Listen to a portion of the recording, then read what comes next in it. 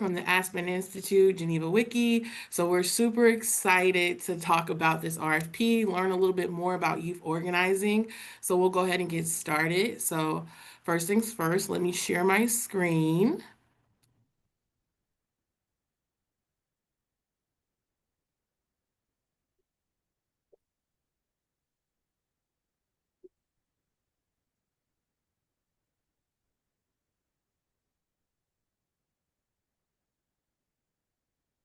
All right, just want to make sure somebody can give me a thumbs up so I can know that you can see my screen.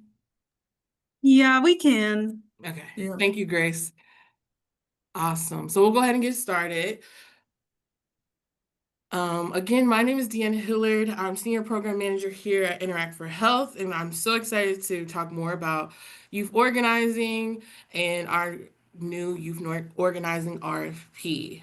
So today's agenda is you're welcome. You just got that. Talk a little bit about Interact for Health, talk a little bit more about what youth organizing is and what it is not, talk a little bit about the RFP, the application process, and then save room for any questions you may have. So let's go ahead and get started.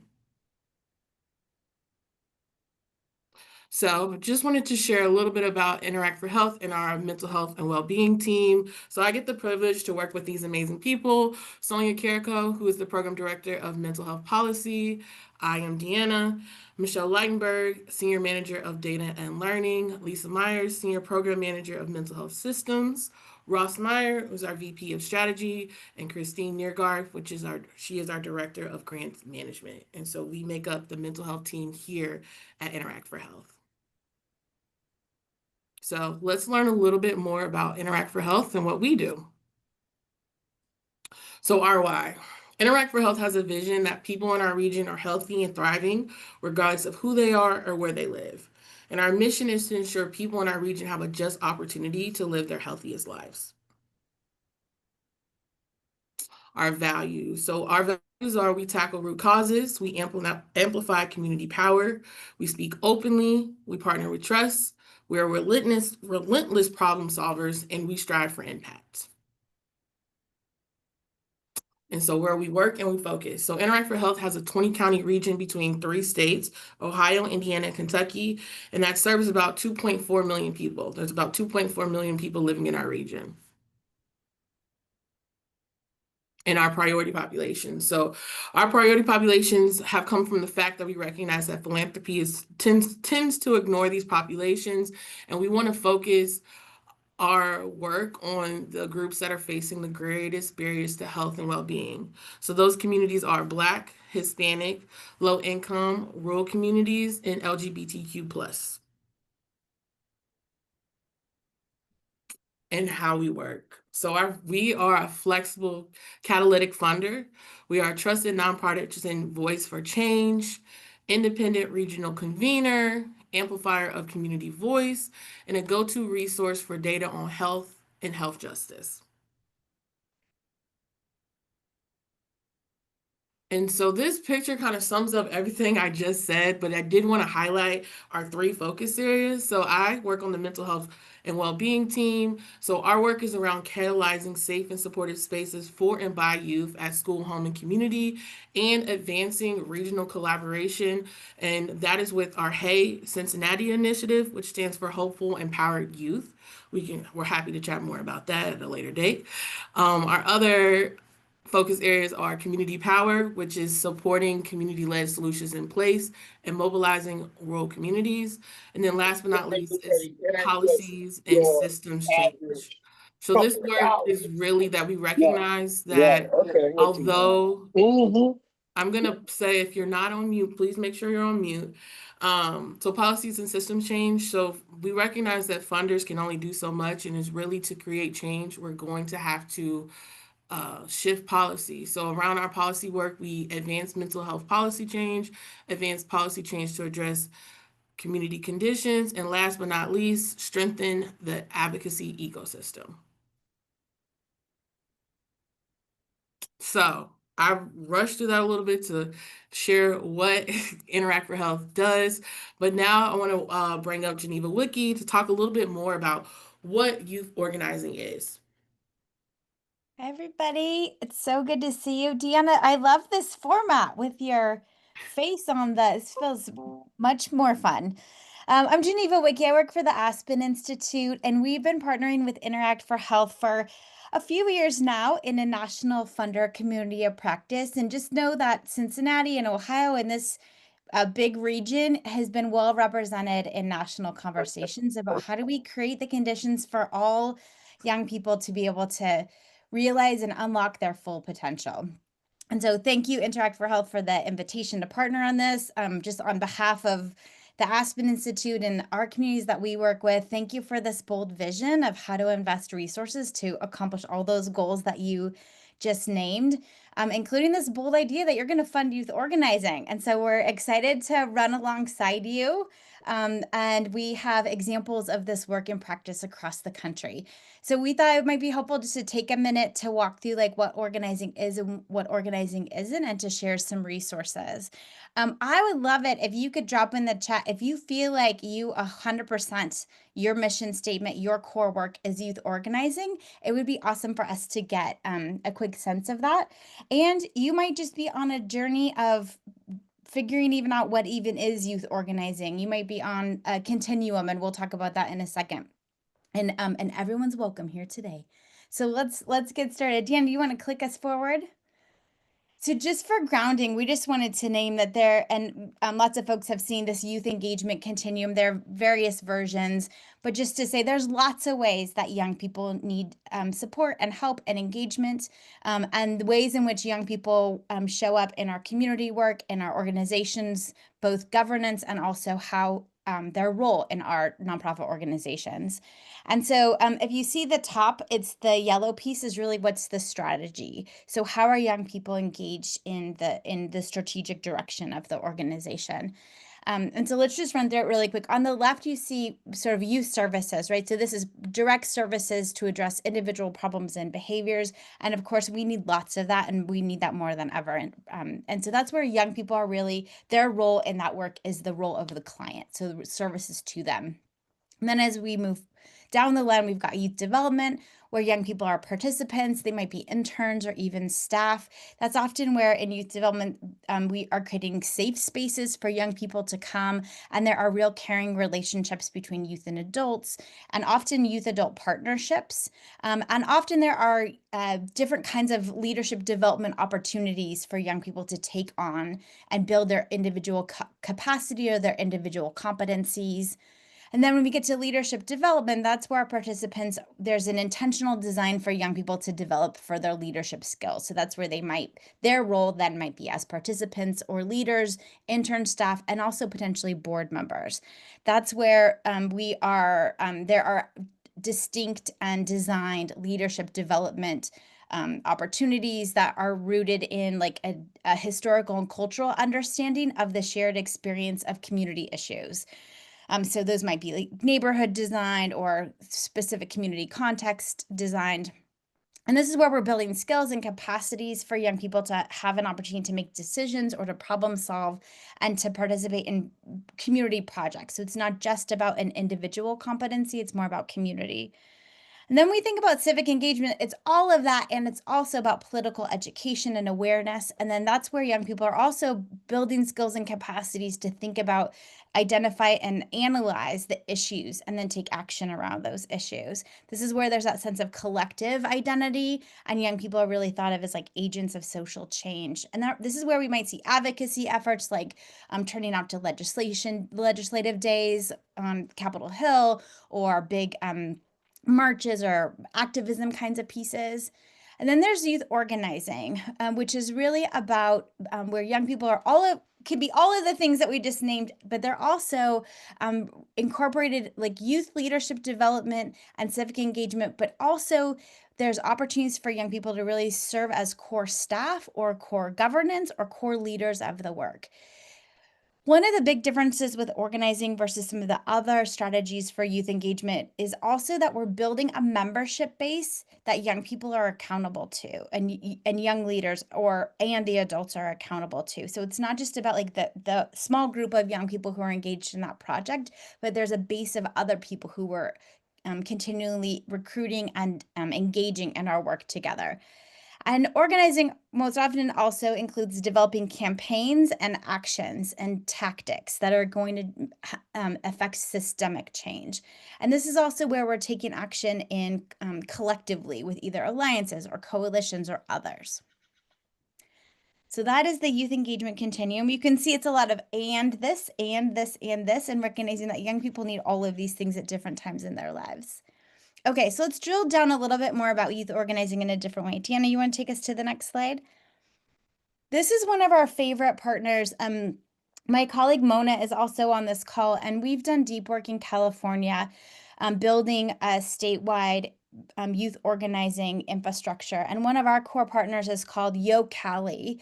And I would highly recommend, if you're looking for additional resources, Yo Cali has lots of free resources around what we would call transformative youth organizing. And so the fundamental elements of transformative youth organizing really includes both that healing and transformation, that understanding of young people's well-being is at the center, but it includes these core elements, which we touched on a bit in the last slide, which includes healing and transformation. So this is where we're thinking about the personal and collective healing and well-being of our young people, of ourselves, of our organizations, of our spaces. So that could include cultural arts and creative expressions, other kinds of mind, body, spirit, and self-care.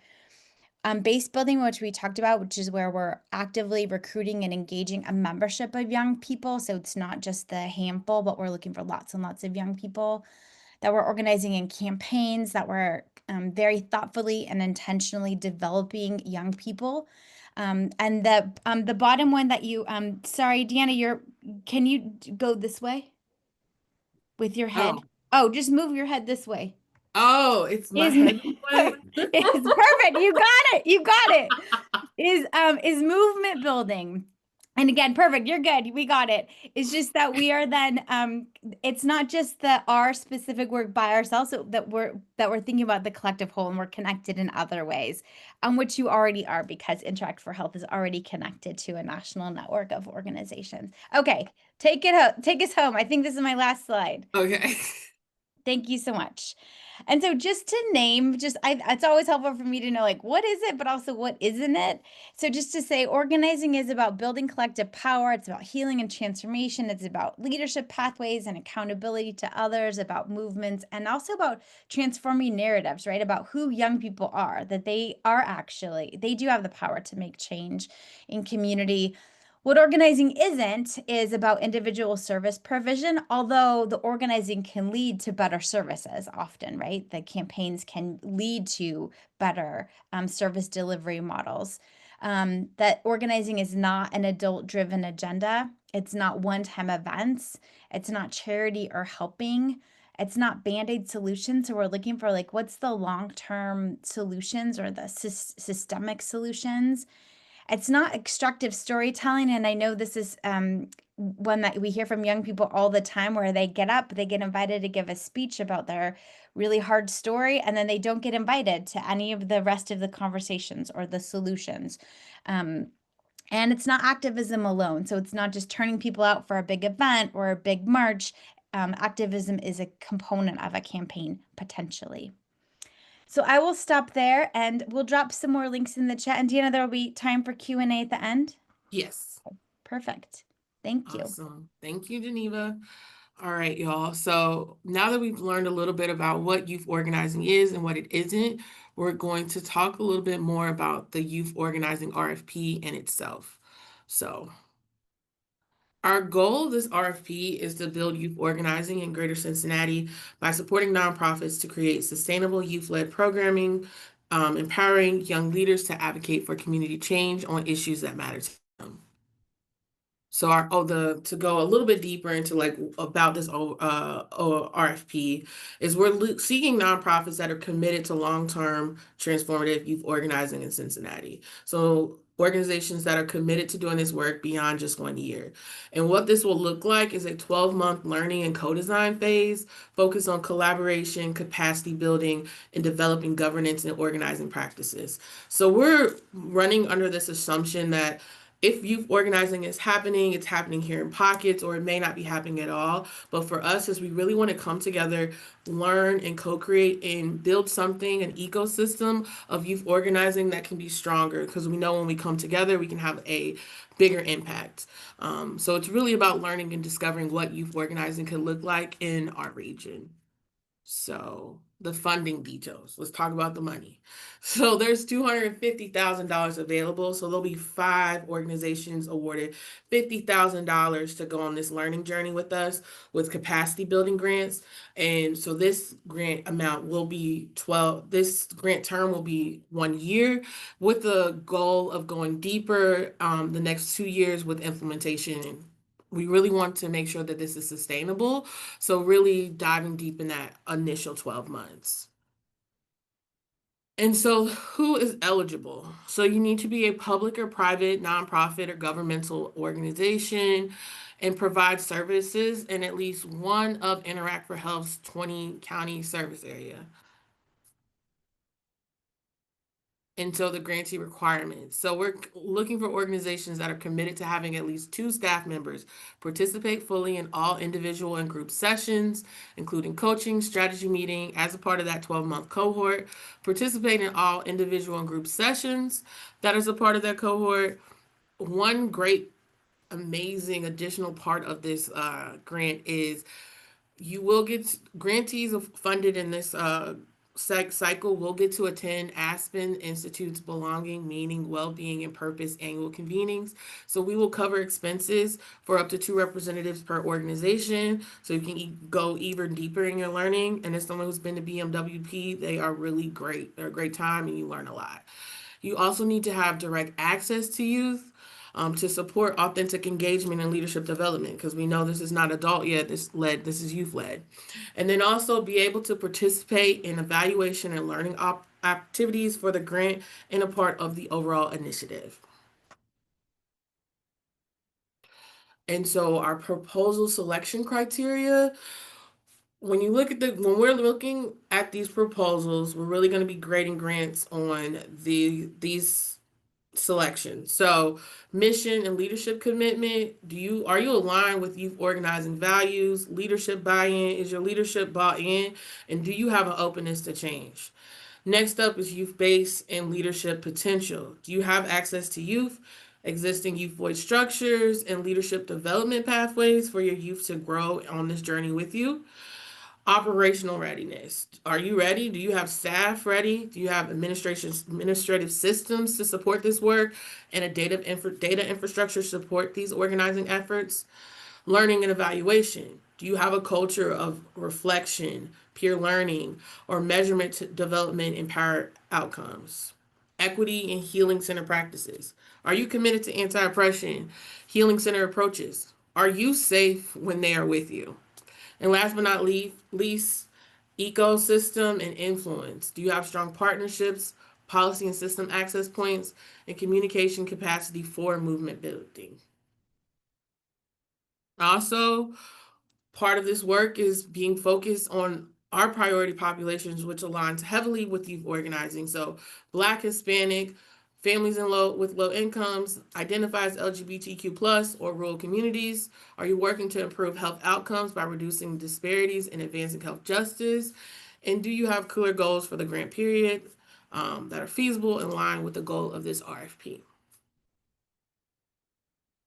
And so I'm going to talk a little bit about the application process, and then we'll open it up for questions. So how to apply. So if you go on interactforhealth.org and you go to our funding page and select open funding, you'll be able to find access to our grants portal to be able to apply. That website also has the application questions in case you want to think them over before you want to apply. If you have any questions about the founding, don't reach out to me. You should reach out to Christine. Her email is right there in the corner. We're happy to help and assist you in any way. And so the timeline, let's talk a little bit about the timeline. So today, September 11th, we're having the webinar. The application is due Tuesday, September 30th, 5 p.m., not 5:01, not 5:02, not 5:15, 5 p.m. We'll be hosting site visits between Monday, October 20th through November 7th, and with the goal of notifying everyone whether you've been selected or not by Wednesday, November 12th. So yes. And so community information sessions. So say you watch this webinar, you think you got it, but then you're like, oh, I got more questions. We want to make sure that we are accessible and available to you all. So we have one in person here, Interact for Health. It'll take place Tuesday, September 16th from 1 p.m. to 3. Feel free to drop in at any time. And then we'll host a virtual one Thursday, September 25th from 10 a.m. to 12 p.m. Again, drop in at any time. We will share the links on how to register for the virtual session, but you don't need to register for the in-person one. Just come in. And also don't feel the need, if you don't utilize the office hours, also that doesn't affect whether you're funded or not. We just want to make sure that people's answers are getting questions are getting answered and that we're accessible to the community. So I'm Deanna, Senior Program Manager here at Interact. Should you need anything, that is my office line. That is my email. So feel free to take that down, write that down. And then there's also a QR code with access to Health Watch, which is our bi-weekly newsletter where we post other open opportunities, just data around health and health justice. And feel free to just follow us because I know my comms team would love that. So it's now time for me to stop talking and open it up for questions. So, yeah.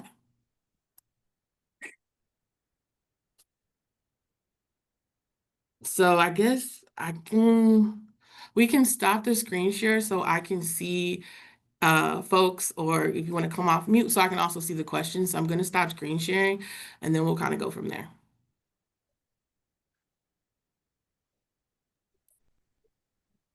Hello, I'm Tyler.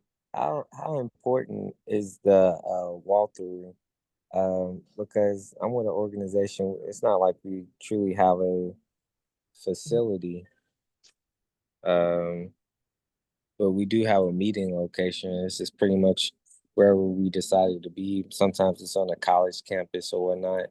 So how important is the walkthrough? Are we walking through to see like the storefront, or are we walking through to see like what they're actually doing with the clients? So Ty, are you talking about having like a space in itself? Correct. I think relationship is more important than, because we recognize that um some organizations don't necessarily have a regular space all the time. So it's more about what relationship that you hold with youth. That is more important, if that makes sense. Mm-hmm. Thank you. You're welcome. So I see one of the questions, access to youth. So are you working with youth? Do you have like a working relationship with youth? So when we say access to youth, um, do you have connection to youth? Are you working with youth? Are you providing some sort of service or programming with youth? That was my question. And so yes and no. We are not a direct service organization, but we do have access to youth. So I guess I'm just wanting a little more clarification. Do we need to provide direct services to youth? We do convene with youth and have groups across the state and in your service area, but we just don't know, because we're not a direct service organization, if that takes us out of eligibility. I hope that No, that makes sense. I think when we're saying direct service, I don't want you to think that we're only talking about like providing like I the don't know how backpacks to, and food and yeah, yeah, but like I don't know how to define it, but like properly, but like saying like, do you have a working relationship with youth, whether that's providing like programming, whether like whatever that looks like for your organization, do you have some contact, a working relationship with youth got it. is most important. Okay, thank you. Yeah, Deanna, this is Gloria Walker with NAMI Urban Greater Cincinnati. And so I'm trying to get a good handle on what this is about. Are you looking, is this to get a cohort of 6 people together or 6 organizations together to how did you put it? To learn how to set up something for organizing youth? Or are you looking for a program that the organizations are doing for youth? So we're looking for organizations that you may or may not be doing youth organizing, but you have an active interest and you're wanting to go deep in learning and what that could look like in our region. So not necessarily you may or may not have a program in mind, but really what is that co-creation? What is that learn? Like what is your desire to learn? Like what youth Yeah. organizing can look like in our Gotcha. region. Okay. All right. Thank you. So we do have programs. We have two, NAMI Next Gen and Youth Move, and they're both leadership programs. So what I'm saying is that you want to know about those programs, but this is really to get, it really is a learning experience for us to come together and learn from each other, put together whatever it is about organizing youth that we have experience in or that we think we know, Yes, ma'am. to come up with a program. Okay, gotcha. Abby, and then I'm going to start going through the questions in the chat to make sure we don't ignore them. So go Okay. ahead, Abby. Um, Hi, I'm Abby. I'm the grants manager at Elements Hip Hop Cultural Arts Center. And I just had a question about what types of organizations you're looking to partner with. Are you looking for health, arts, education, kind of a mix? I was just curious as to what your priorities there are.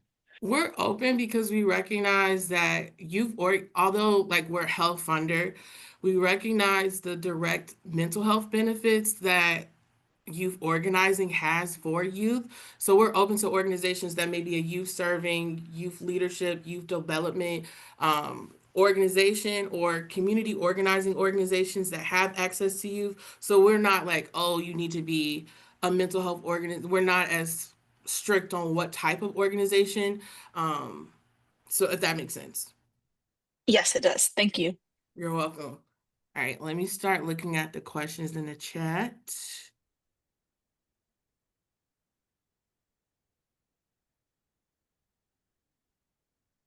Okay, so one of the questions that I saw, the slides will be made available for attendees. We will send a follow-up email and we'll also share all the resources that have been dropped.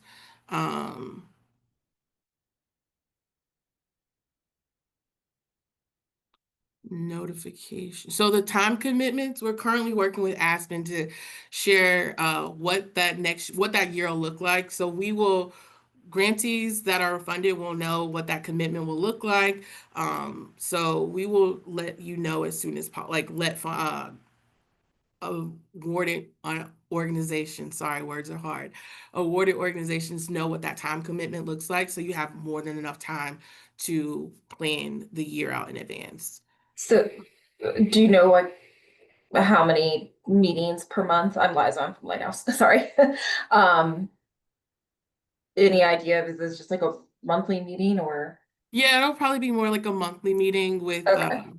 work to do outside, but not like so intensive that you feel like this is like a third job. So, Part-time job. Okay. yeah. All right. Thank you.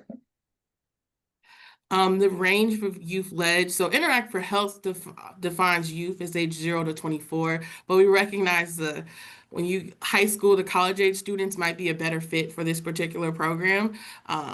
So yeah, middle schools, if you got really, we know how middle schoolers are, but yeah, so yeah. Jessica, you asked, could you further describe how you anticipate the 5 funding organizations will work together or collaborate? Geneva, can you share a little bit about what has been done previously in the past? Yeah, sure. Thanks. That's a great question. I mean, part of what I love about Interact for Health's approach is they're really going to look at who applies and we're going to create a like capacity training collaborative model that will be responsive to like who we got, right? So it's not like we're not just going to pick up a training binder and start on day 1, page 1, because that's not real life. So one answer to the question would be is like we hope that the local campaigns are really driven by young people, and there could be real synergy around a statewide or a regional action or collective action that you all might want to be taking together. So ways that we've seen this work before is each individual local organizing committee is what we would call them, which represented different communities. And in our region, it was like, 2 or 3 or 4 hour drive from each other. But we did that we would train together. So we would be learning an organizing model on the same cycle with one another.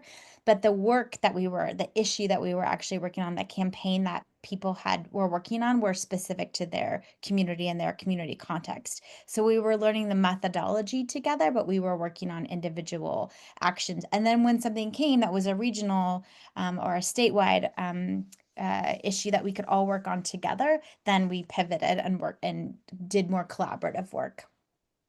Deanna, how's that line up? Okay. Perfect. Thank you. Kathy asked, how much hands-on will Interact for Health have in the community process? So Kathy, interact. I want. Maybe I'm just answer this, and if it doesn't answer, then feel free to come off mute. But I think for us is that we want to be involved, but we really don't want to drive. I'm not a youth, but really want to be involved because one of our values is people closest to the problem knows the solution. So really, we'll be here because we want to learn just with you all, but we really don't want to dictate the strategy. We are just here to learn on this journey with you all.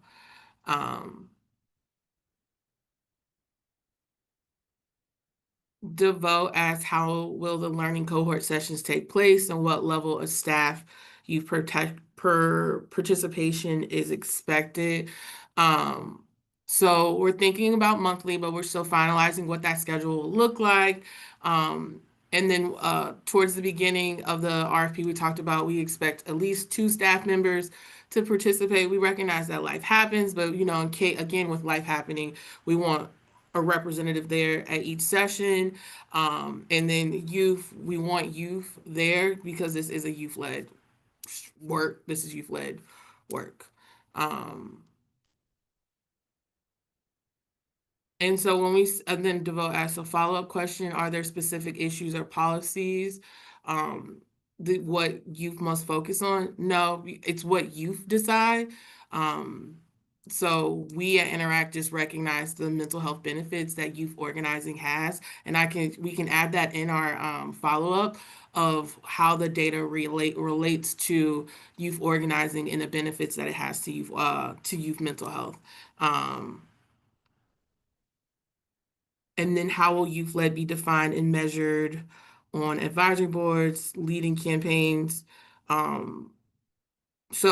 Youth-led, when we were talking about youth-led, it's like youth leading, do you have a relationship with youth? I think when we talk about the difference between like amplifying youth voice, it's like a lot of youth surveys and youth but it's like really with youth not ultimately having they're here to give their impact, but not necessarily embedded in like giving feedback and making sure that their voices are heard. So that's what we're talking about with youth led.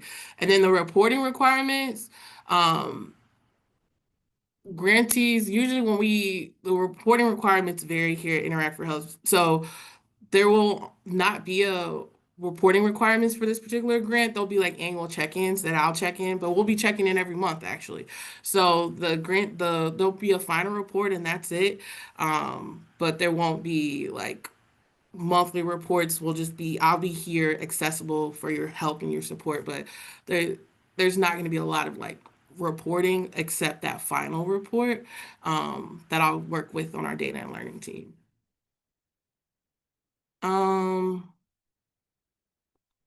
So Katie asked, Carolyn, I saw you had a question. I'm just trying to get all these questions out that I've seen in the chat. So the cohort, we'll figure out depending on where the organizations are, how we'll host particular meetings, but also our Aspen folks are on the West Coast, so we will have we got to make sure they're able to participate, so virtual. And then preference being given to Cincinnati-based or over statewide. as long as you have you're servicing organizations in our 20 county region, there's not necessarily a preference of if you're Cincinnati or not. So hope that's clear. Ronald, are you looking for weekly programming or workshops throughout the year? No, this is no. Um, and Emily asked, is there a match or leverage commitment? No. Um, And then Tom asked, does the budget, I'm sorry if I'm repeating things. So, does the budget for the grant fund the staff for the site or the organization? In the budget narrative, you get to explain what you'll use the dollars for. We're not picky. So, these are they're directed general operating supported dollars, but we don't ask for you to spend it on, you spend it on what you need to be successful in this work. And so, Edie or Eddie, I don't know. I just wanted to say that did you say that the travel to Aspen's belonging, meaning well-being event was paid for by this grant? So we have a separate budget to pay for that. So you don't have to use your 50,000 for this, your grant award. We have a separate budget to cover that.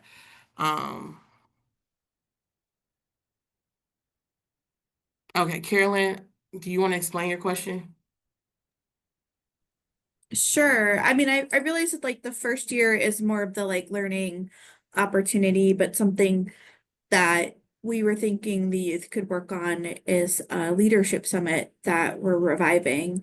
And I see that in the RFP it says like no, it's not really for one-time events, but if the youth are spending their time sort of organizing it and figuring it out and putting it together, would that be funded? Let's have that conversation offline. Okay, because I was looking at this California Native Vote Project and they have this organizing academy that would be like really similar to what we were thinking about. And I was like, oh, well, maybe that's a match. Yeah, can I jump in, Deanna? Yes, Just to yes. say the Indigenous Youth Organizing Academy as that example, that they do that organizing academy every year, but it's for their young leaders who are running campaigns. So that's just like one of their tools. So they've got chapters across the state of California and they're actively engaged. Like they won $10 million from LA Unified School District to improve education outcomes for Native young people. They changed Columbus Day to Indigenous Peoples Day in the city of LA. Like they've got these stories of wins that have happened across the state. I could keep going on all their wins. And then the Leadership Academy is just one tool that they run every summer to just double up young people's leadership in the organizing and base building work that they're doing in their local chapters. Okay, that's really helpful. Thank you. Awesome. Miss Gloria, I got a couple more questions in the chat and then I'll have you come off mute. So there was asked, will feedback be provided? Yes. Just give me time after the process, but yes, Interact also offers feedback sessions for organizations that will not, if they're not selected. And again, the $50,000 is more of what you need to do to be able to do your work. We're not super strict on what you spend those funds on. Ms. Gloria. Ms. Gloria, I think you're still on mute.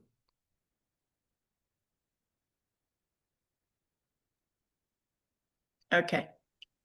Thank you. And I'll lower my hand too in a minute. But I was going to ask you, so you say the money can be used for capacity building? Yes, ma'am. Okay. So how do you do the budget around capacity? I mean, the budget for the grant. This may sound a bit confusing because I'm confused about when you do the budget for the grant, you're going to do the budget for capacity building, or do you include in that as part of the cohort pieces that you have to do for the cohort? So in this particular grant, I believe in the application, I can talk to you offline. I didn't ask you to submit a budget. Okay. I think I just a budget narrative of like what you would Yeah. spend the money on. So if Okay. that helps it Okay. make it easier. So I didn't ask you That, to. I'm glad you said that because the budget narrative sounds easier to put together than to sit down and try to figure out a budget to do this whole thing. All right, thank you. You're welcome. Any more questions?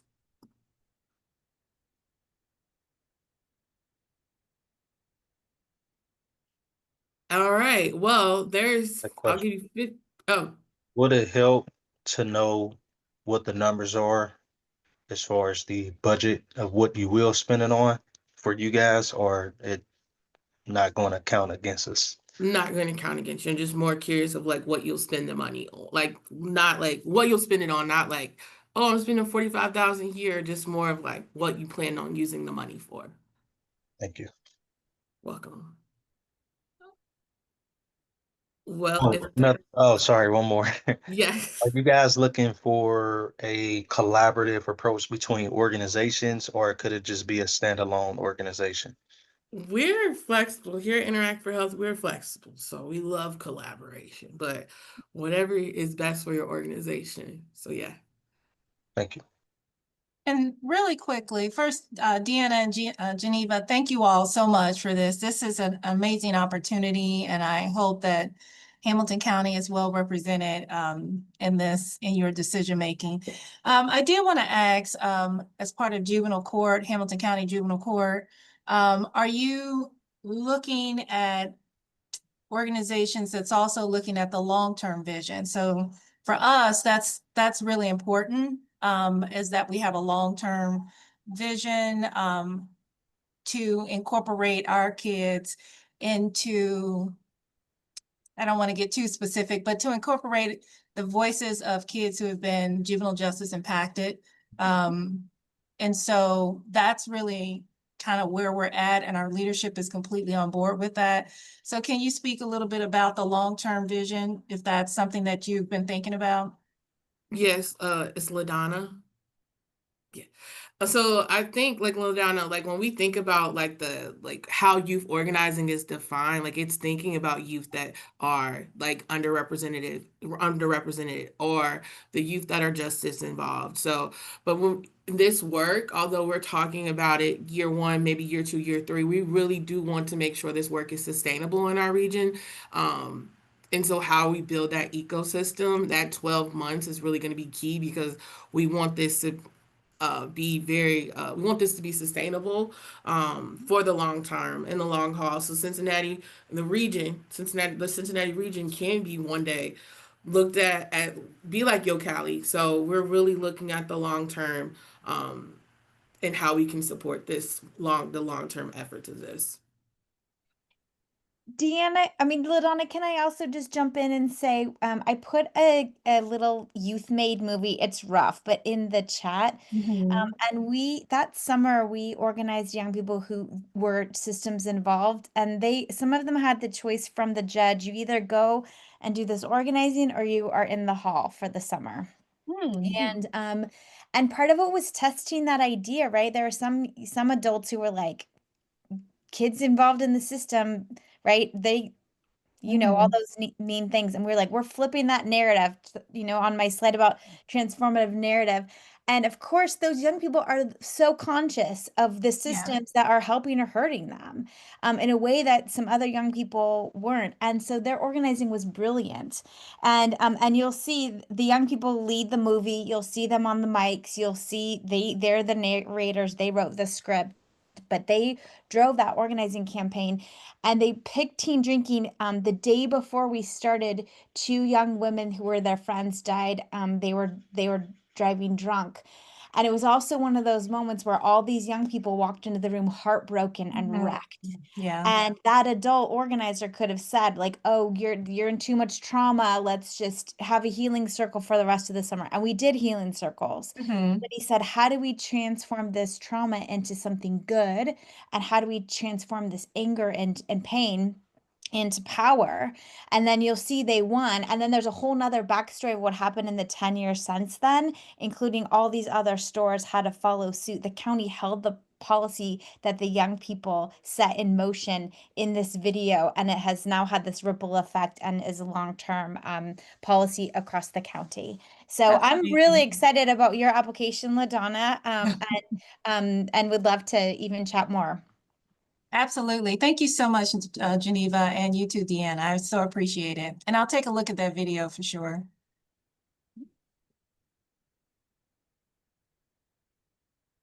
Awesome, you all. So if we don't have any more questions, I'll give you 12 minutes back. But feel free if you have any questions or you need any more support, feel free to give me an email or come to community office hours next week or the virtual ones on September 25th. I want to give a thank you to the Aspen Institute for attending. Thank you so much. And we look forward to everyone's application. And one thing I wanted to say real quick is that we will be posting the slides and the recording of this webinar on our website and on our YouTube page. And you all, if you registered for this event, will be receiving a follow-up email probably tomorrow or Monday that has all the links that were dropped in the chat and Deanna's contact information. So you guys will be getting that soon. Thank you. Yeah, thank you very much. This has been really helpful. Awesome. You have a great day. Thank you. Thank you, Deanna. Thank you.